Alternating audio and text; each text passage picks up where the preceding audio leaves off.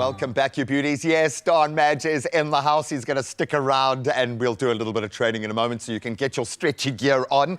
If you want to get a little fight ready, yes, it is going to be an opportunity to train along at home. But of course, we're focusing on other sporting successes. Right now was another roller coaster weekend for our South African URC sides.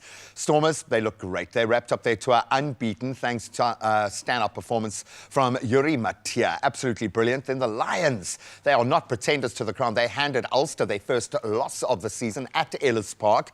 The Sharks, finally got some much-needed rhythm down at Durbs, and the Bulls, they were left, I would imagine, very frustrated in Glasgow after a tough final quarter of that match. And joining us to break it all down is rugby enthusiast Ryan Grant. Ryan, thank you so much for being here, buddy. Thank you for having me.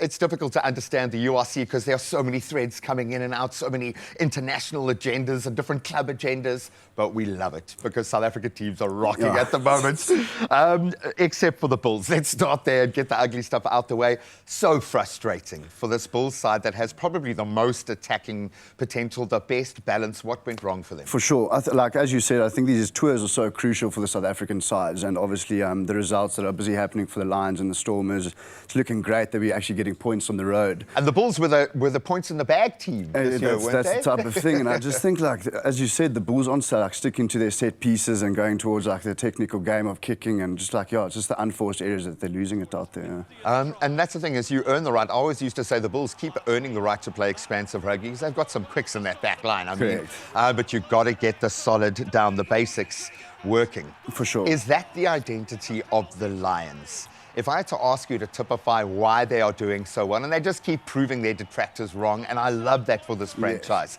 Because they were kind of counted out 2 or 3 years ago.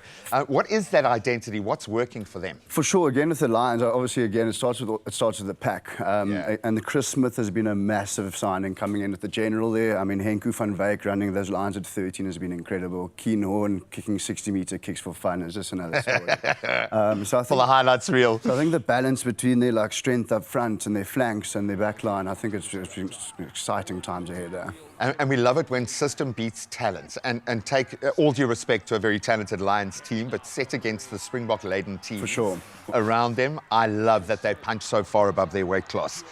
Conversely, the Sharks, which is a Springbok team, pretty much 13 of the 15 generally are, finally seem to have found a bit of rhythm in front of their exasperated home fans. What is this Rubik's Cube that we got to get right with the Sharks? Is it a case of needing younger talent to offset the tired old Springboks? Again, all due respect, but what is happening in that To be honest with you, week in and week out on our Rugby 365 commentary group, this is a headache. This is a headache every single week, and it's just like you look on the player for player on the sheet, and you're just like, well, here we go. But yeah, like I said, I just think the expectation was massive, and they're starting to finally come, and the cohesion starting to finally come into play, and you're starting to see that. And I just really hope they can take it onto tour. Yeah, well, they're going to need it. Sure. They've seen how tough it's going to be out on the road, and it's also reached that point where teams can get away with, a couple of games to find their rhythm, kind of soften up the soft tissue, but now they've got to harden up because it's that time.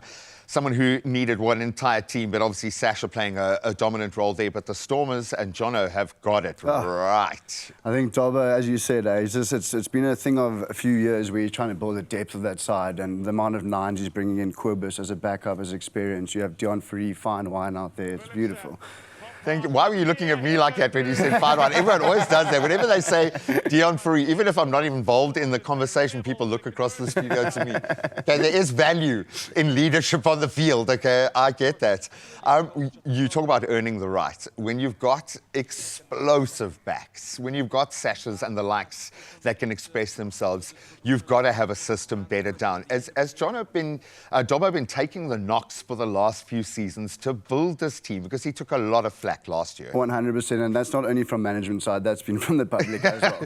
Just put your hand up, say from me. That's from me as well. So, and also I wanted to say with Yuri Matia, I mean, I'm happy to eat my words there as well. He has been incredibly good this season. I think having him and Sasha as 10s at the Stormers, I mean, I love a general on the field that can control the game. So 100%. It's the old South African way, the old South African way. There is so much good about the new South African way of playing rugby. This opportunity to express the inside, the outside the box thing. Yes. We seem to have taken from our sevens and spread throughout the 15-man game, but we are loving it. So when we're getting this many wins across the board, we're okay with that. Buddy, thank you so much, and thanks for the content you're putting out there and chewing on the rugby gristle in the way that you do. Dobbo, you can DM him and have words if you want to, because you've earned the right. Brilliant performances across the URC. Sorry to the Bulls, but Team SA doing well. Well done.